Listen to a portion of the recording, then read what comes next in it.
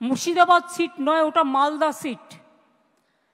যেখানে গন্ডগোল হয়েছে মালদা সিট, ওটা কংগ্রেসের জেতা আসন।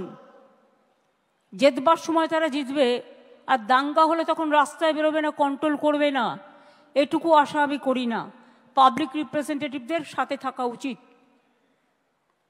তৃণমূল কংগ্রেস যদি করতো, বিজেপির জেনে রাখা উচিত, তাহলে তৃণমূল কংগ্রেসের 3 জন এমএলএর বাড়ি আক্রান্ত হতো না, তৃণমূলের পার্টি অফিসও ভাঙা হতো না।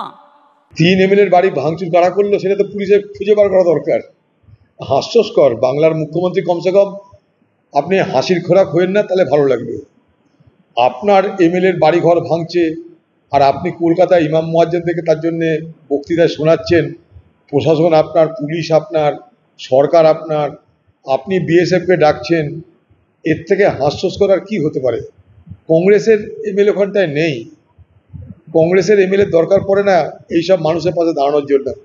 কংগ্রেস হারুক বা জিতুক, কংগ্রেস মানুষের পাশে থাকার চেষ্টা করে।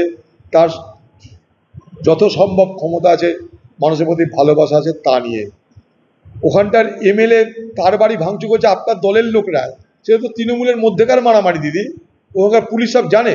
অ্যান্ড মুর্শিদাবাদ জেলা হলেও সিটটা কিন্তু মালদার মধ্যে পড়ে, এবং it's a pre planned communal rights if I say so. কারণ আমিও পাবলিকের কাছ থেকে অনেক ইনফরমেশন পাচ্ছি।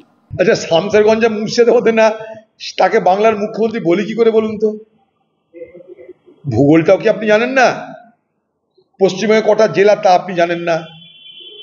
এর থেকে দুর্ভাগ্যের কি থাকতে পারে? আপনি মুর্শিদাবাদ জেলাকে দুভাগে ভাগ করেছেন, একটা জঙ্গিপুর জেলা, একটা বহরমপুর জেলা। ওখানে আলাদা এসপি, এখানে আলাদা এসপি, দুটোর আবার ডিএম এক। সব তো আপনার কেরামতি।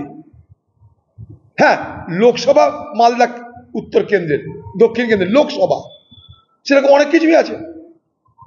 লোকসভা মানে জেলা নয়। এই সামান্য ভূগোলের জ্ঞান যদি আপনার না থাকে, তো আপনি রাজ্যটাকে সামলাবেন কি করে দিদি? আর তার জন্য এই রাজ্যের এই দুর্দশা হয়েছে। এই রাজ্যের না ভূগোল জানেন, না ইতিহাস জানেন, না সংস্কৃতি জানেন, না শিক্ষা জানেন, ফলে দুরবস্থা হয়েছে। এই বাংলার দুরবস্থার জন্য আপনি দায়ী। সেই কারণে সব চালাকি আপনার জানি আমরা। 2016 সালে আপনাকে হারানোর প্রায় ব্যবস্থা হয়ে গেছিল।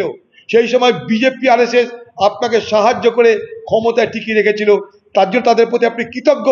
দেখতে পাচ্ছেন না, সোনিয়া গান্ধী, রাহুল গান্ধীর বিরুদ্ধে মোদী সরকারের আক্রমণ হয়, আপনার বিরুদ্ধে কিছু হয় না।